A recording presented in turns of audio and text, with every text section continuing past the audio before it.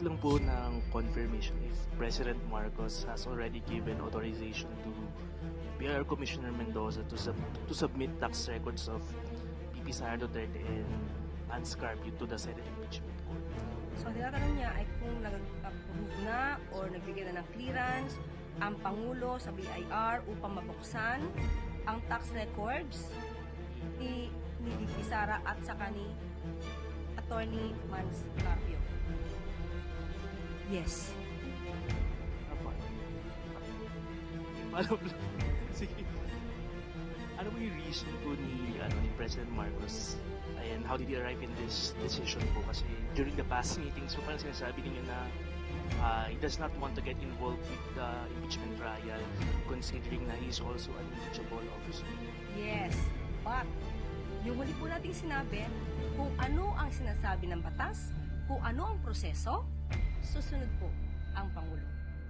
So kung yan ang sinasabi po at kinakailangan na magbigay siya ng kanyang approval sa BIR para mabuksan ang tax records nila VP Sara at ni Atty. Mans Carpio, at ito naman ay para sa katotohanan. Hindi niya po ipagkakait ang katotohanan sa ating mga kababayan. Follow-up question. Ace Romero. Ace Romero, Philippines. So, Yusek, paano naman yung sinabi nyo dati na, di ba may magiging president dito, so yung mga succeeding na mga administrations, pag yung presidente naman ang na-impeach, they might block the opening of records kung records nila involved. So, what do you say to that naman? Yes, it can be. But hinihingi po ito ngayon na pagkakataon. At yun po ang sinasabi ng mga sa Senado. Yan po ang hiniling. Kahit na po si Senator Lacson, yan din po ang ating nadinig, hindi po magiging hadlang si Pangulong Marcos Jr. sa paglabas ng katotohanan. For sure, there will be claims again that this is politically motivated. Magkakaroon ng mga ganong opinion, for sure, yung mga kritiko ng Pangulo about it. Ano magiging reaksyon ng Malacanang kung magkakaroon ng ganong mga pananaw? Sa lahat naman ng pagkakataon, kapag ang Pangulo ay gumagawa ng naaayon sa batas pero merong tinatamaan, laging sasabihin nila, politically motivated. So saan pupunta? Saan gagawi ang Pangulo? Kahit ano pang sabihin ng iba. Basta ang alam ng Pangulo, siya ay tumutupad sa proseso, siya ay tumutupad sa batas, kahit siya pa ay paringgan o bigyan ng negatibong impresyon, hindi matitinag ang Pangulo. Basta siya ay sa batas at sa proseso. Salamat. Yusek, good afternoon. VP Sara in The Hague said President Marcos is, quote, supporting the ICC and the ICC is supporting Marcos. She also called the president a traitor alongside former Senator Trillanes for sending FPRRD there. Ano po ang reaksyon ng Malacanang dito? Ang lahat po halos ng sinasabi ng Vice Presidente sa ngayon ay walang basihan, walang saysay, useless, at nonsense. Maaaring ito ay kanya nasasabi out of frustration dahil ang kanyang ama ngayon ay nililitis sa ICC.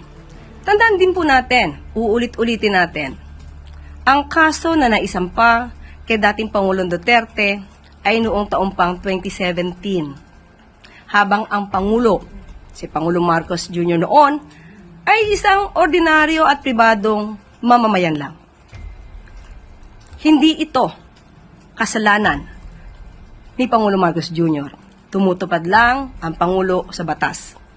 Kung meron dapat sisihin, walang iba, kundi ang kanyang sariling ama. Dahil sa mga pag-amin nito na siya mismo ay pumatay at nagpapatay. Kasama ang ibang mga co-perpetrators.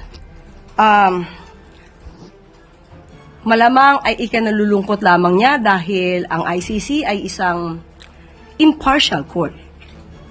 Hindi maaaring gamitan ng impluensya at hindi kayang takutin, nasaktan o anumang pwedeng gawing karahasan.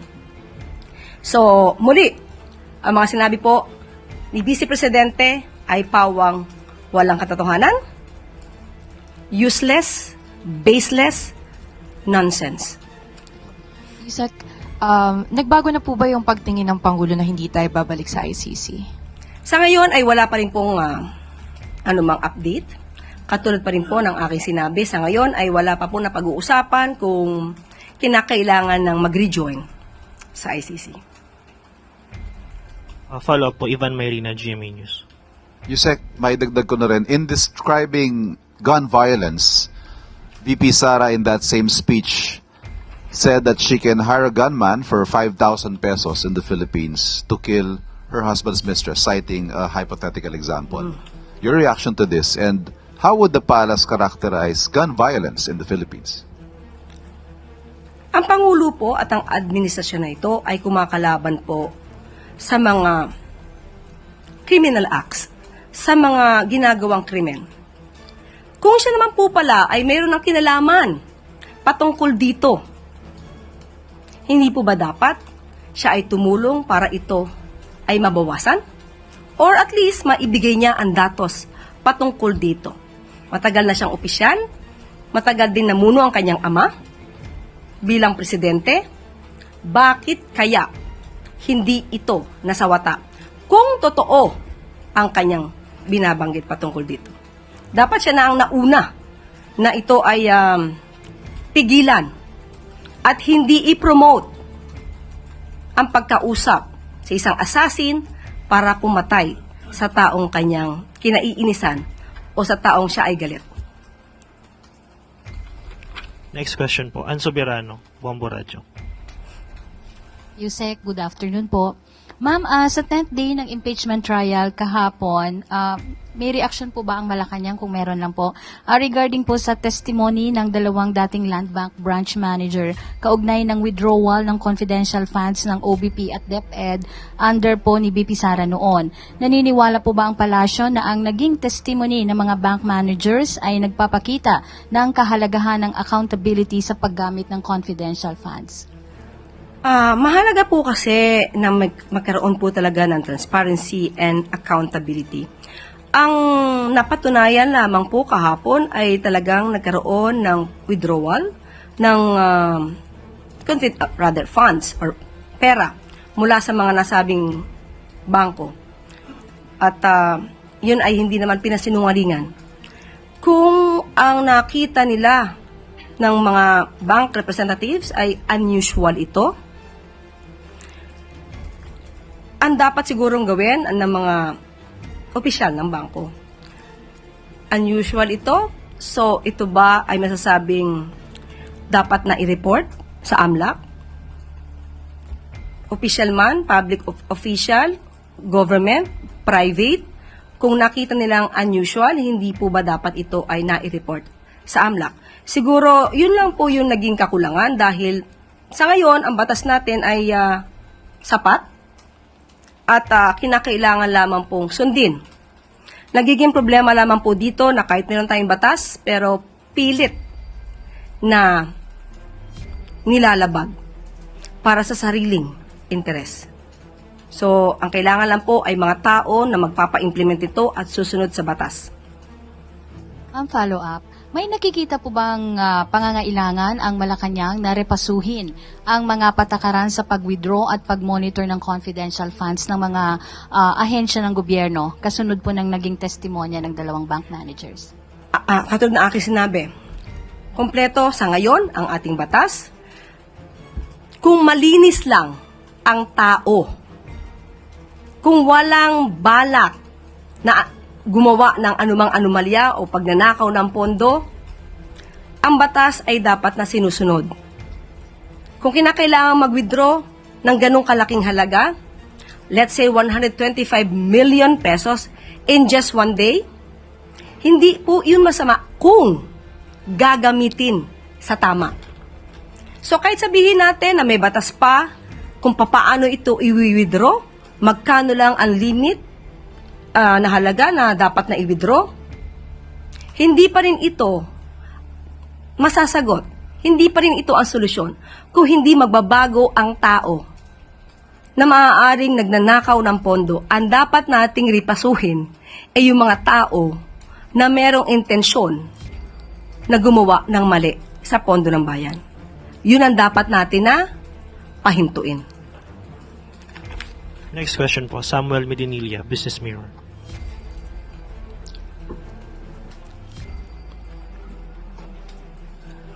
Good afternoon, ma'am.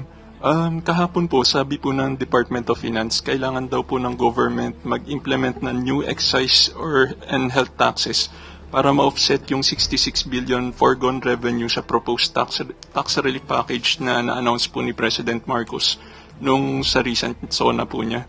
I-ask ko lang po, which tax bills ang isa-certify po kaya ni President as urgent para po ma-afford ng government yung new tax relief package, at saka magkano po kayang expected revenue na ma-generate nung bawat new tax bill na ipopropose po ng DOF? Opo, sa ngayon ay pinag-aaralan na po ng DOF yung mga tax measures at ang posible na maaaring magkaroon ng pagbabago o reforma ay yung excise and health tax cases, no?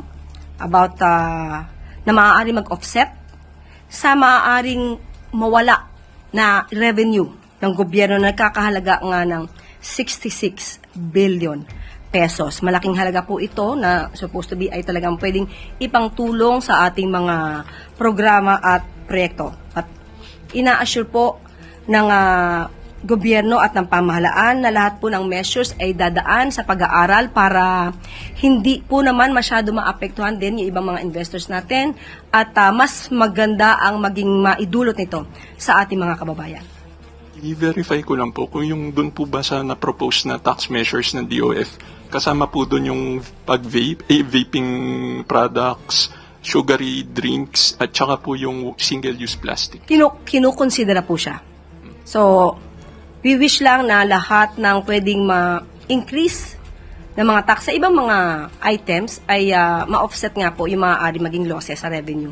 Wala pa pong estimate yung government kung magkano po yung ma-generate dun sa mga proposed tax measures. Sa ngayon wala pa, inaaral pa, Sam.